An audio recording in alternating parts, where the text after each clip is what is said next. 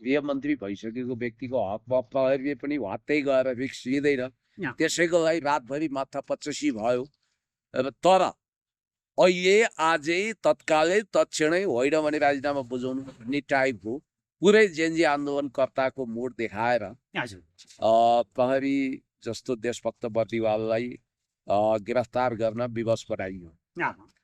म तपाईँलाई भन्छु त्यही कारण हर्क साम्पाङज्यूले पनि यसलाई प्रतिशोधपूर्ण भन्नुभएको छ। उहाँले त अब बिरामीको बहाना गरेर छोडिदिइहाल्छन् पनि भनेर एकदम अहिले यतिखेर उहाँलाई उपचार गरिदिनु अनि छोडिदिनु भए हुन्छ भनेर भनिसक्नु भनाइको मतलब अब साँच्चै सरकार जिम्मेवार ढङ्गले जान्थ्यो भने अब केपी शर्मा ओलीज्यू नेकपा एमालेका अध्यक्ष सम्माननीय पूर्व प्रधानमन्त्री केपी शर्मा ओलीज्यू र नेपाली काङ्ग्रेसका नेता एवं पूर्व गृहमन्त्री रमेश लेखक सुइकुच्चा ठोकेर भागेर लापत्ता भएर भूमिगत हुने अवस्था पनि थिएन। उहाँहरू यही सरहदमा हुनुहुन्थ्यो, त्यही गुन्डुमा हुनुहुन्थ्यो, त्यही कटुन्जेमा हुनुहुन्थ्यो। उहाँहरू कहीँ जानु भएको थिएन। राज्यले चाहँदा जतिखेर पनि उहाँहरूको बयान लिन सक्ने अवस्था थियो।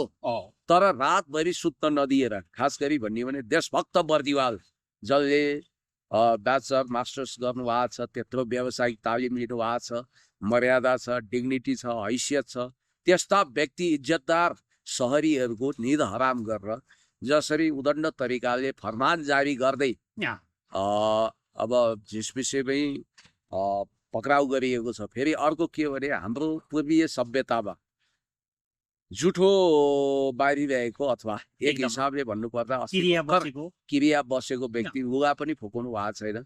रमेश लेखकजीको मातृशोक र केपी शर्मा ओलीज्यूलाई पितृशोक छ। हो यस्तो अवस्थामा मानवतै नराखिकन केपी शर्मा ओलीज्यूलाई रोग पनि छ होइन। हुन त अदालतले 75 वर्ष कटेको र किडनीको प्रब्लम देखिएकाहरूलाई डायलिसिस गर्नेहरूलाई बाहिरै बसेर केस गर्ने उन्मुक्ति पनि दिन्छ। अब उहाँहरूले अहिले तत्काल यो गर्न खोज्दाखेरि अब यस्तो लाग्छ कि राज्य पूर्वाग्रह र प्रतिशोधको भूमिमा जलिरहेको छ र उहाँहरूको सबभन्दा ठुलो बहादुरी नै केही मानिसहरूलाई गिरफ्तार गरेर चकाचौध गर्ने हो। होला नेगेटिभिटी फैलिएका अरूको पतनमा आफ्नो उत्थान देख्नेहरूलाई खुब लुतो कराइ होला, आनन्द होला। म यो भन्दिनँ कि केपी शर्मा ओलीज्यू दुध लिनु आएको, दुधले धोएको 24 क्यारेटको जिन्दगीमा कुनै गल्ती नै नगर्ने मनमोहन अधिकारी स्तरको भनेर म यसरी विरोधावली गाउँदिनँ। आफ्नै अध्यक्ष भए पनि कमी कमजोरी होला र अनुसन्धान त 24 गतेको घटनाको विषयमा पनि हुनु पर्ला नि त। गौरी बहादुर कार्की आयोगलाई नेपाल प्रेसले त समीक्षा गर्दै खारेज योग्य पनि भनिदिइसकेका छ, पूर्वाग्रही छ भन्ने कुरा आएको छ। अब के सिंहदर हर्क साम्पाङज्यूले लेख्नु भए जस्तै सिंहदरबार जलाउने, संसद भवन जलाउने अनि सर्वोच्च अदालतमा आगो झोस्नेलाई अब कारबाही हुन्छ। अनि जेनजीका भाइ बहिनीहरूलाई उक्साएर सडकमा मर्न विवश बनाउने, स्कुल ड्रेसका केटाकेटीहरूलाई लामबद्ध गरेर तिमीहरूलाई केही हुँदैन, तिमीहरू अगाडि भएपछि आन्दोलनमा गोली पनि चल्दैन भनेर ह्युमन सिल्ड अर्थात् मानव ढाल बनाउनेलाई कारबाही होला त। जनता त्यो हेरिरहेका छन्। अब दुनिया में और भी गम है मोहब्बत के सिवाय भने जस्तो फैज अहमद फैजको एउटा गजलको पंक्ति छ नि। धेरै कुराहरू छ। सरकारले दिनुपर्ने सब्सिडीको कुरो छ। म त आशावादी थिएँ क्याबिनेटको पहिलो बैठकले लिपु लेखलाई ट्रान्जिट पोइन्ट बनाएर भारत चाहिँ एकतर्फी रूपमा चाइनासँग व्यापार बिन्दु खोल्ने घोषणा गरेको कुरालाई क्याबिनेटले गर्ला भन्ने कुरो सोचेका थिएँ। महँगी घटाउने, गरिबी घटाउने, सुकुम्बासीलाई स्थायी बसोबासको व्यवस्थापन गर्ने कुरोमा केही बोल्ड डिसिजन आउला अथवा एसपीपी स्टेट पार्टनरशिप प्रोग्राम लगायतका भोलि नेपालमा विदेशी सेना छिर्न सक्ने नेचरका कार्यक्रमहरूलाई यो सरकारले खारेज गरेर भने त केही पनि भइन्छ। यहाँ त तपाईँको सबै नाटक स्टन्टबाजी भएको रहेछ। त्यस कारणले गर्दाखेरि टाइ फिस हात्ती आएको अवस्था छ। अब अहिले तपाईँसँग संवाद गरिरहेको बेला अहिले ठ्याक्कै कति भने झन्डै 1 बजेको छ। हजुर हजुर हो यो समयमा यो 1:10 छ भएको छ। 3 बजे माइतीघर मण्डलमा नेकपा एमाले प्रदर्शन गर्दैछ सबै जनसङ्गठनहरू हैन। यो अधिराज्यभरि नै सबै जिल्लामा भन्ने खालको जारी भइसकेको छ। देशभरि नै सबै जिल्लामा। हैन भर्खर मात्रै एमालेको सचिवालय बैठक पनि सम्पन्न भएको छ। अब तपाईको विरोधको प्रतिवादको चाहिँ कार्यक्रमहरू कसरी अगाडि बढ्ला भन्ने देख होइन कानुनी रूपमा निष्पक्ष तरिकाले साँच्चै पूर्वाग्रह नझल्किने गरी सबै पक्ष हेरेर 23 र 24 सबै पक्ष हेरेर निष्पक्ष छानबिन गरेर अदालती प्रक्रिया अनुसार कसैको बयान लिने कसैलाई धरपकड गर्न सरकारले सक्थ्यो, त्यो उसको अधिकार हो। तर रातारात छापामार शैलीमा घोक्राइ मुन्ट्याइ गर्नु के यो मानवीय संवेदनाभित्रको कुरा हो? त्यही सरकारको रवैया पूर्वाग्रही कदमको बारेमा नेकपा एमाले प्रोटेस्ट गर्दैछ। एमाले मात्रै होइन, कांग्रेसले पनि समर्थन जनाउला आज। सबै लोकतन्त्रवादीहरूको लागि खतराको घन्टी बजाएको छ नि त। सवाल बुढी मरी भन्ने होइन, काल पल्क्यो भन्ने हो। भोलि प्रचण्डलाई पनि युद्ध अपराधी घोषणा गरेर पक्राउ गर्न सक्छ होइन। विगतमा जनयुद्धको कुरा लिएर माधव नेपाललाई पनि पक्राउ गर्न सक्छ, शेरबहादुर देउवालाई पनि पक्राउ गर्न सक्छ, गगन थापालाई पनि विभिन्न खालका केसहरू लगाएर पक्राउ गर्न सक्छ, हर कसैलाई सक्छ। अब अर्को कुरा, आफै सिसाको घरमा बसेकाहरूले अर्काको घरमा ढुङ्गा हानेको अवस्था छ। निष्पक्ष छानबिन हुने भने इतिहासमा यो नै पहिलो र अन्तिम सरकार होइन। या बङ्गलादेश मोडलमा वा पाकिस्तानी मोडलमा केही वितण्डा भएको हुन सक्ने हामीले देखेका छौँ। पाकिस्तान वा बङ्गलादेशको मोडल भनेको चाहिँ के गर्यो अति नै गर्यो त यार। यो नाचा नाची गरिरहेछ है यहाँनिर। यो आउँदैन त तल त केही आउँदैन त्यस्तो होइन, हाँगो भाँचिन सक्छ के हो? होइन त्यस्तो छैन, यो बलियो छ, बलियो छ अघि नि यस्तो भएको केही गर्दैन, यो खेल्ने ठाउँ। बङ्गलादेशमा जसरी कहिले बेगम खालिदा जिया कहिले शेख हसिनाको टक्कर हुन्थ्यो, पाकिस्तानमा बेनजिर भुट्टो र नवाज शरीफको गुटको जहिले पनि लडाइँ हुन्थ्यो, कहिले सैनिक कु हुन्थ्यो, कहिले के हुन्थ्यो। त्यतातिर त जान खोजेको होइन। र अहिलेको आवश्यकता भनेको महँगीले आकाश छोएको छ, गरिबी चरम सीमामा छ, मुद्रास्फीति व्यापक छ, तेलको मूल्य अचानक 30 रुपियाँ लिटर प्रति लिटर बढेको छ, पेट्रोलियम पदार्थको भाउ। मध्यम वर्गले पनि चिसो चुलो जलाउन नसक्ने अवस्था आइसक्यो, गरिबको त कुरै छोड्नुहोस्। देशमा भ्रष्टाचारले आकाश छोएको छ, देशमा नाङ्गो विदेशी हस्तक्षेप छ। 15औं दलाइ लामा नेपालबाट घोषणा गर्ने विदेशीहरूको प्रपञ्च छ। स्टेट पार्टनरसिप प्रोग्राम हर्क साम्पाङले भने जस्तो स्टेट पार्टनरसिप प्रोग्राम पास गरेर नेपालमा विदेशी सेना आउने खतरा छ हो त्यो। अनि नेपालको भूमिलाई विदेशीहरूले खास गरी इन्डियनहरूले चाहिँ ट्रान्जिट पोइन्टको रूपमा काला पानी लिपुलेक लिम्पियाधुरा मध्ये लिपुलेकलाई ट्रान्जिट पोइन्ट बनाउने त्यो खालको चलखेल चलिरहेको बेला तपाईँलाई म सिरियसली के भन्छु भने त्यतातिर सरकारको ध्यान हुनुपर्छ। तर प्रथम घाँसे मच्छीका अर्थात् पहिलो घाँसमै झिङ्गा वा ढुङ्गा भने जस्तो सरकारको कदम देखिएको छ। अब तपाईँको अहिले हजारौं हजार टिबेटियनहरू खास गरी टिओबीवालाले अनाधिकृत रूपमा नागरिकता पाउने हो कि देश बर्बाद हुने हो कि मित्रराष्ट्र चीन एक्सनमा उत्रिने हो कि नेपालमा विदेशी अमेरिकन सैन्य एयरबेस बस्ने हो कि भनेर सबै डराइरहेका छन्।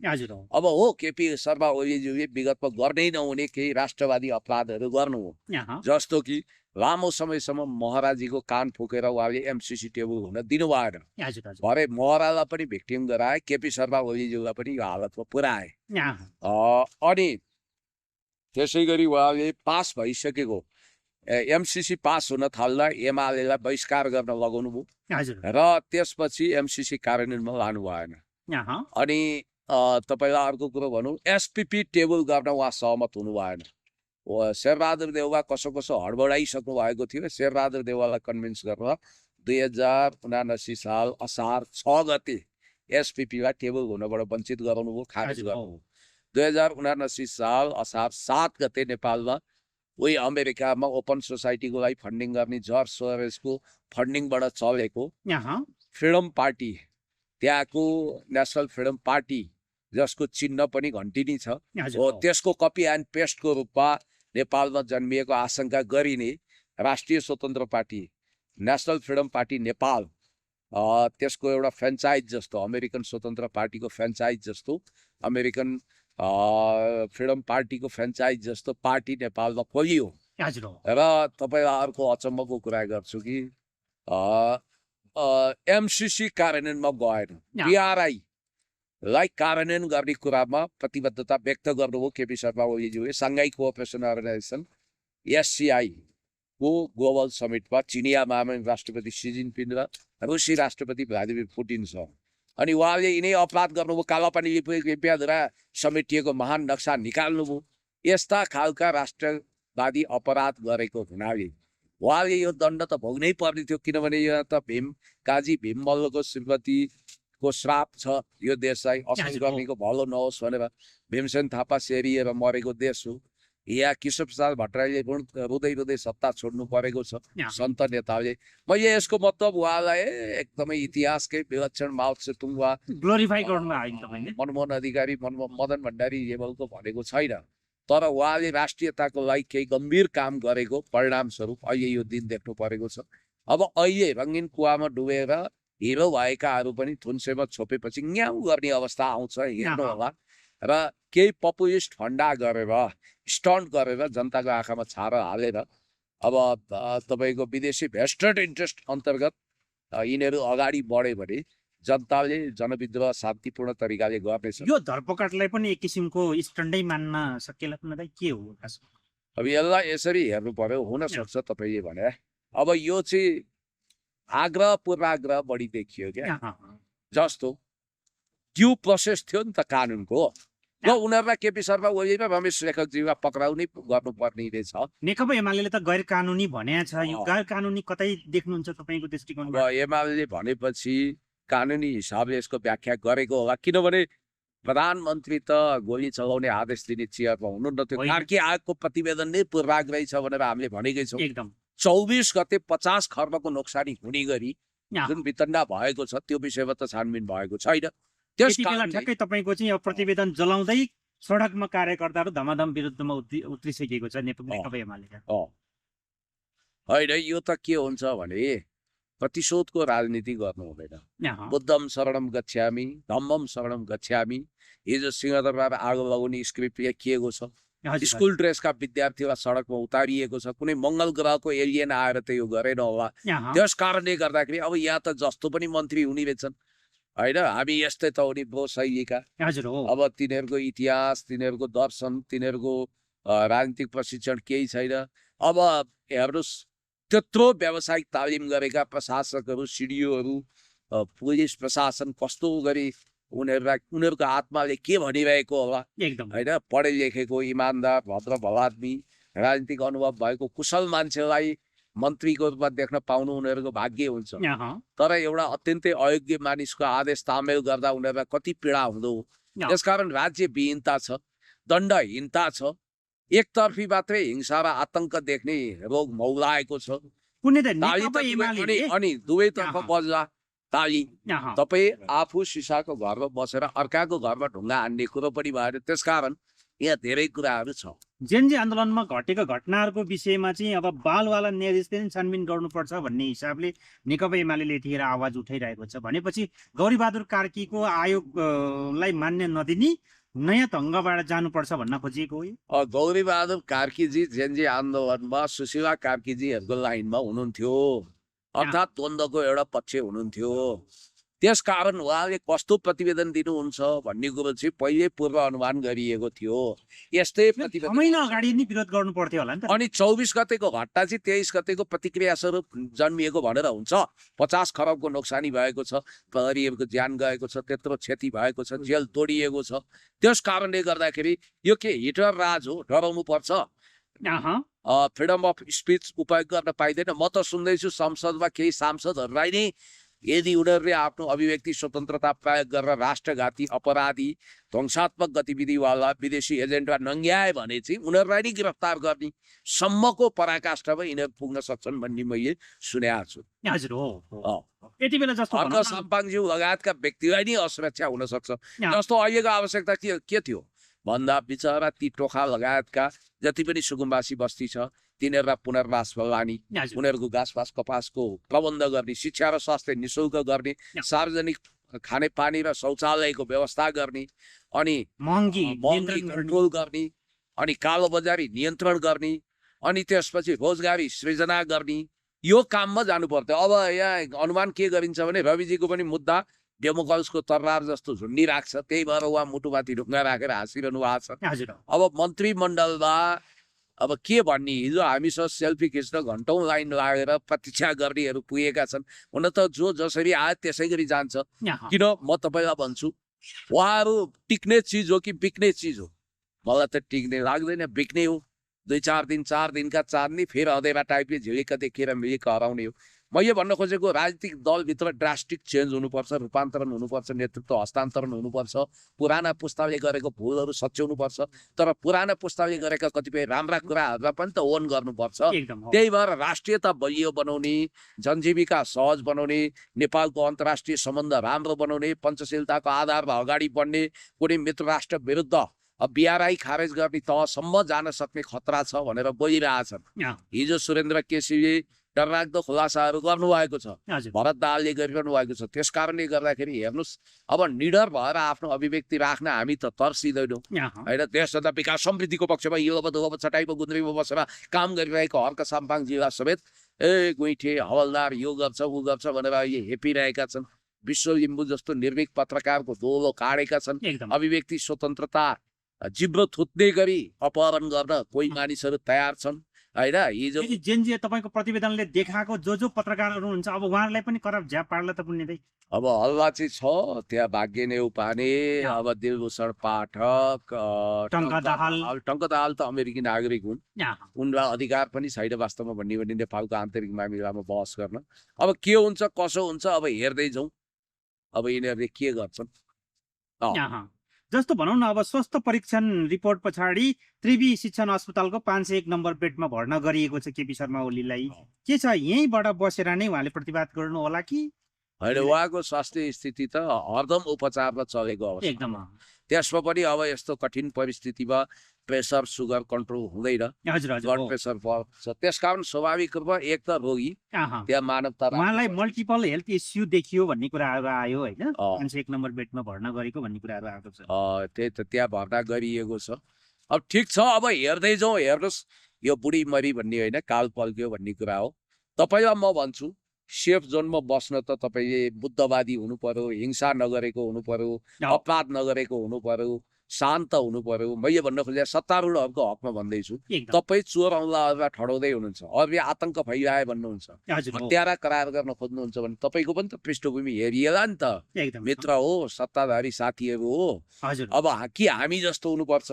मैले बिहान तपाईँको मुख धुँदै थिएँ, घरको बेसिनमा एउटा बेचारा कमिला अल्झिया रहेछ, त्यसलाई रेस्क्यु गरेँ। त्यस्ता काम दिनदिनै गर्छु, परेवाहरूलाई दाना खुवाउँछु, कसैले अन्याय गर्यो भने बरु सहन्छु होइन। त्यसको भौतिक प्रतिवादमा उत्रिन्न, आफू सिसाको घरमा बसेर अर्काको महलमा ढुङ्गा हान्नु हुँदैन। आज सासूको पालो, भोलि बुहारीको पालो। मैले बारम्बार एउटा लोककथा तपाईँलाई सम्झाउँछु। एकजना मान्छे झिसपिसेमा हस्याङ फस्याङ गरेर डोको बोकेर सुइकुच्चा ठोक्न लाग्दा बेउजिएको छोराले सोधेछ, बा तपाईँ कहाँ लाग्न लाग्यो, कहाँ जान लाग्यो भनेपछि, अरे बाबु किन चासो लिन्छस्, हेर त तेरो हजुरबा रातभरि ख्वाङ ख्वाङ ख्वाङ ख्वाङ ठोक्नुहुन्छ, देशा पिसाब ओछ्यानमै छ, हैरान भइयो, तेरा हजुरबालाई लगेर खोलामा सेलाउनु पर्यो, ती फ्याँकेर आउँछ भनेपछि, बा एउटा काम गर्नु है, त्यो डोको चाहिँ ल्याउनु है भन्यो। होइन किन डोको काम लाग्दैन त भने, किन काम नलाग्नु, भरे एक दिन तपाईँ पनि बुढो भएर यसै गरी दुःख दिएपछि तपाईँलाई फ्याँक्नु परेन भन्छ। हो, सरकार अष्ट चिरञ्जीवी जस्तो छैन, सञ्जीवनी बुटी खाएको छैन। मान्छेको जीवन त क्षणभङ्गुर छ। अब कोठाभित्र बसेर गरे पनि अपराध त अपराध हो, भगवान्ले कहीँ पनि माफ गर्दैनन्, दैनिक दण्ड हुन्छ। त्यस कारणले गर्दा म भन्छु प्रतिशोध र पूर्वाग्रह छोडौँ, रिकन्सिलिएसनमा जाउँ। अब यो विषयमा पुण्यदायी अब यतिखेर सडकको लागि तपाईँ आफै पनि जाँदै हुनुहुन्छ, तपाईँ लगायत अब राज्यभरि सबै ठाउँमा 3 बजेदेखि विरोध कार्यक्रमहरू अगाडि बढिरहेछ, कतिपय साथीहरू सडकमा पनि हुनुहुन्छ होला। अब तपाईँको सदनमा कसरी अगाडि बढ्छ होला पुण्यदायी? अब सदनबाट पनि जायज माग त आवाज त उठिहाल्छ। जस्तो अब कमल थापाले समेत यो कृत्यको विरोध गरेका छन्, एकदम हो, राजेन्द्र लिङ्गदेनले गरेका छन्, काङ्ग्रेसले अस्वीकार गरिसक्यो, काङ्ग्रेसले त गर्ने नै भयो। अब हर्क साम्पाङजीले समेत आवाज उठाउनु भएको छ, परोक्ष प्रत्यक्ष अप्रत्यक्ष भन्ने बित्तिकै बाहिरका सबैजना विरोधी प्रतिशोधमै निस्कियो नि त यतिखेर। प्रतिशोधको बारेमा हामीले प्रतिवाद त शान्तिपूर्ण तरिकाले हुन्छौँ, बिल्कुलै एउटा फुल पनि चुन्नु हुँदैन। हामी शान्तिपूर्ण छौँ, हामी बुद्धवादी हौँ, हामीले संविधानको दायरा नाग्न मिल्दैन। तर नेकपा एमालेको सचिवालय चाहिँ अब जुन केन्द्रीय कार्यालयको आसपासको भिड त अलिकति उत्तेजक देखियो नि त पुण्यदायी यतिखेर। शब्दमा टायर बालिरहेको छ, आगोको दृश्यहरू चाहिँ अब देख्न थालिसक्यो। शब्दमा उत्तेजक होला, अब त्यस्तो हिंसात्मक ध्वंसात्मक हुँदैन, हुन दिनु पनि हुँदैन। त्यस्तो गर्नु पनि हुँदैन, काहीँ तोडफोड हुनु हुँदैन, आगजनी हुनु हुँदैन, हिंसा हुनु हुँदैन। हिंसाले प्रतिहिंसा जन्माउँछ, फेरि दमन हुन्छ, दमन भएपछि प्रतिकार हुन्छ। यो अनन्त द्वन्द्व गृहयुद्धमा नेपाललाई लानु हुँदैन र शान्तिपूर्ण तरिकाले धैर्य धारण गरेर संविधानले दिएको परिधिबाट हामी दायाँ बायाँ गर्नु हुँदैन। हामीले कानुनी लडाइँ गर्नुपर्छ, कानुनी ढङ्गले जानुपर्छ, किनभने अदालतमा अब फेस होला। एकदम मुद्दा हो, होला। तपाईँले भने र अर्को कुरो के छ भने प्रधानमन्त्री आफैले रिटर्न आदेश त दिएको छैन। मानौँ म प्रधानमन्त्री भएँ, मेरै पालामा त्यस्तो दुर्भाग्यपूर्ण घटना घटेको हुन्थ्यो भने पनि मैले राजीनामा दिने, नैतिकता देखाउने, पश्चाताप गर्ने अथवा आफू इन्भल्भ नभएको घटनामा पनि कठैबरा भन्ने, आँसु चुहाउने कुरा आफ्नो ठाउँमा छ, श्रद्धाञ्जली दिने। घटना रोकिएन भन्ने कुरा पनि आयो नि पुण्य। 4 घण्टा चल्दासम्म पनि त्यहाँ कम क्षति हुन सक्थ्यो, न्यूनीकरण गर्न यस्तो नि राज्य नै थिएन नि त, राज्यहीनता थियो। प्रहरीहरूको गनलाई पुरै तपाईँको अब प्रहरीहरू नियन्त्रण 23 गति पनि भन्दैछु म। त्यहाँ कसैको आदेश कसैले सुन्नेवाला थिएन भन्ने कुरा आएको छ। होइन के थियो कसो थियो भनेर अनुसन्धान गरे भइगयो नि त भने कसले रोकेको छ अनुसन्धान गर्न। तर त्यसका विधिहरू छ, जस्तो बाहिरै राखेर पनि अनुसन्धान गर्न सकिन्छ होइन। एउटा वृद्ध भइसक्यो, सम्भवतः अदालतले पनि उहाँहरूले जे गरे त्यो कुरो खुब सदर गरेर जस्तो मलाई लाग्दैन। त्यही त भोलि अब निष्पक्ष आयोग बन्नु पर्यो। हजुर भोलि त बन्छ भोलि सधैँ बालेन शाहजी उहाँहरू पनि सत्तामा हुनुहुन्छ र पुण्य गौतम पनि त पुग्ला।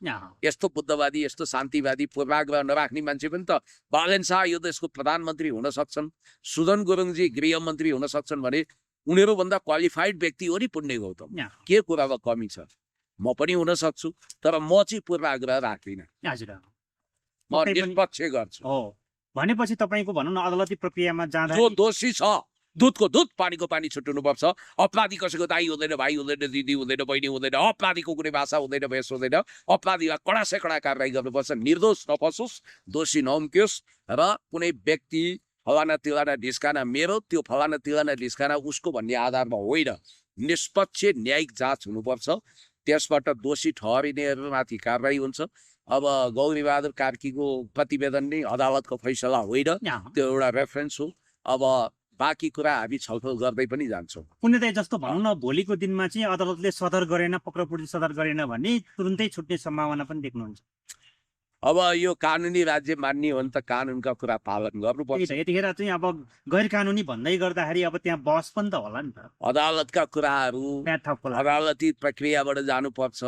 तर एउटा कुरा चाहिँ के भने हेर्नुहोस्, कालो खाएको छैन भने कालो बिस्ट्याउनु पर्दैन।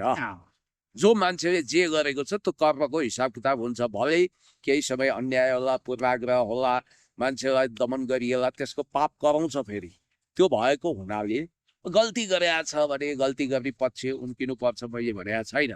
गल्ती गर्नेले सजाय भोग्छ।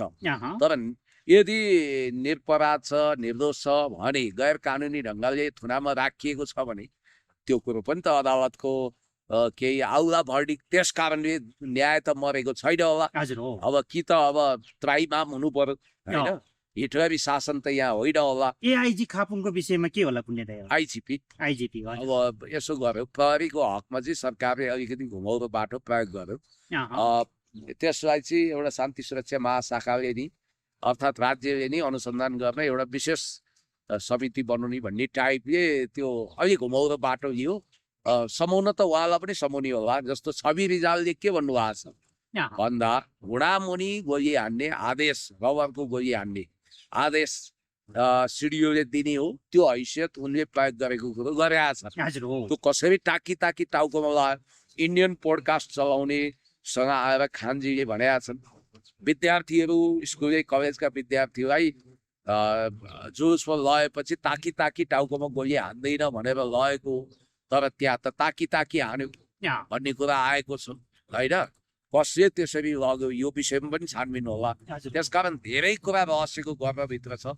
एउटा कुरो चाहिँ म तपाईँलाई भन्छु कि जस्तो ड्याङ साओपिङले from third world country to first वर्ल्डका लेखक महान सिङ्गापुर निर्माता ली कुआन यूको हकमा भन्नुहुन्थ्यो, जब दिमागमा सृजनात्मकता हुन्छ तब कोही मान्छे सिक्न लालायित हुन्छ, उत्सुक हुन्छ। र चाहे महाथिर मोहम्मदको कुरा गरौँ, चाहे ली कुआन यूको कुरा, उहाँहरूमा देश बनाउने हुटुटी थियो। डेङ साओपिङ पनि कपाल फुलेपछि वृद्ध उमेरमै देश बनाउन अगाडि बढेका हुन्। अँ, पछि जस्तो हर्कजीले यतिखेर नि पुण्य दाई मेरो कुरा ढिलो गरी बुझ्छन्, मैले ओखलढुङ्गा कार्यक्रममा भनेको थिएँ अरू जसले जिते नि प्रतिशोधको राजनीति हुन्छ, प्रगतिको राजनीति भनेको संस्कृति पार्टी मात्रै हो भनेर अब हुने भनेको यस्तै मात्रै हो, आन्दोलन आन्दोलन अनि आन्दोलन मात्रै हुन्छ। साँच्चै त्यस्तै आन्दोलन मात्रै हुन्छ अब पुण्य दाइ? देश अनन्त द्वन्द्वमा फसाउने धाउपेच हो कि भन्ने पनि छ। अँ, हो उहाँले भने ठिकै हो, अब प्रतिशोधको राजनीति अन्त्य हुनुपर्छ हजुर र विकासको समृद्धिको राजनीति हुनुपर्छ भन्ने कुरोमा म पनि सोरै आना सहमत छु।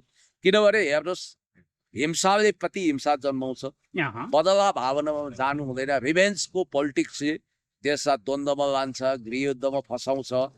जब भाइ फुटे गवार रोटीको अवस्था आउँछ, विदेशीहरूले चलखेल गर्छन्, यो देश अस्थिर हुन्छ, यो देशको सार्वभौम सत्ता नै गुम्ने खतरा हुन्छ। युगोस्लाभियामा यस्तै आन्तरिक द्वन्द्व थियो। मार्शल बजट टिटोले एकदमै व्यवस्थित बनाएको त्यो देश स्लोबोदान मिलोसेभिचले सम्हाल्न खोज्दा पनि सम्हालिएन होइन। त्यहाँ तपाईँको बोस्निया हर्जगोभिना, कोसोभो, लाटभिया, इस्टोनिया आदि इत्यादि बाल्टिक गणराज्यमा टुक्रियो। त्यसकारण देश बचाउनु पर्छ। एक त यहाँ जनसाङ्ख्यिक अल्पसङ्ख्या बनाएर देशको फिजीकरण होला, अथवा ग्रेटर नेपालको नाटक गर्दै हामीलाई चाहिएको त ग्रेटर नेपाल हो, तर पहिला चुच्चे नक्सा उहाँ बालेनजीले अफिसमा राख्नु पर्यो, त्यही त हो। त्यो माध्यमद्वारा जानु पर्यो। एमसिसी खारेज होला, हर्क साम्पाङजीले त्यही प्रस्ताव राख्छु भन्नुभएको छ। हजुर हो। एसपिपी को सवालमा राज्यले एउटा बोल्ड डिसिजन लिएर त्यो टेबल नगर्दा अथवा त्यही प्रकृतिको अमेरिकी सेना आउन मिल्ने खालको सैन्य रणनीतिक सम्झौता नगर्दा अनि देशमा विकास होला, पूर्वाधारहरू बन्लान्, महँगी कन्ट्रोल होला, गरिबी कन्ट्रोल होला भन्ने हाम्रो आश हो। एकदम त्यतातिर जानुपर्छ, अँ, तर त्यता नगएर द्वन्द्वमा जाने भने देश प्रतिशोधतिर विकास जानु पाउँदैन। अँ। हस्, समय र संवादको लागि धेरै धेरै ल धन्यवाद। Thank you so much.